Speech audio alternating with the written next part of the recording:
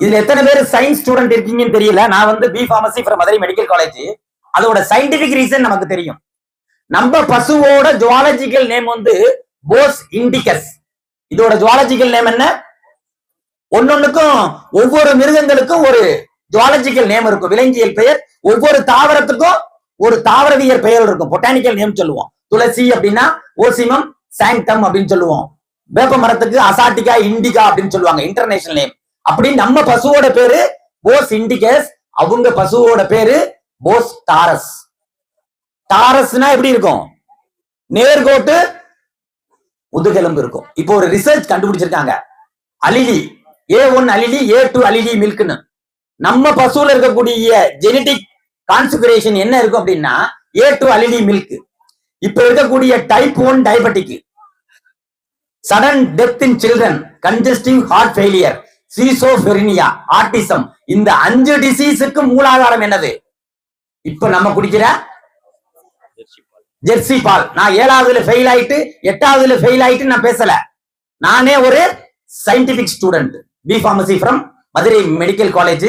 மருந்து தயாரிக்கக்கூடிய தகுதி பெற்ற ஒரு மருந்தியல் துறை பட்டதாரி நான். எதுக்காக இதை நான் சொல்றேன் அப்படின்னா, இன்னைக்கு என்ன கட்டாயத்துக்கு வந்துட்டோம்? 20 லிட்டர் பால் அந்த இது கறக்குது அப்படின்னா வேற நாட்டினத்தர் நம்ம நாட்டு பசுக்களை அழித்து நம்மளுடைய உடல்நிலையை இன்னைக்கு குறைச்சிட்டாங்க. கம்ப்ளீட்டா என்ன ஆயிட்டோம்? ஒரு ஸ்கூல் வாசல்ல நின்னோம்னா ஸ்கூல்ல போகக்கூடிய 80% ஸ்டூடெண்ட் எல்கேஜியிலே கண்ணாடி போட்டுதான் ஸ்கூலுக்கு வராங்க. ஆமாவா இல்லையா? சின்ன பிள்ளைங்க என்ன பண்றாங்க? இன்னைக்கு கண்ணாடி போட்டுதான் ஸ்கூலுக்கு வர்றாங்க.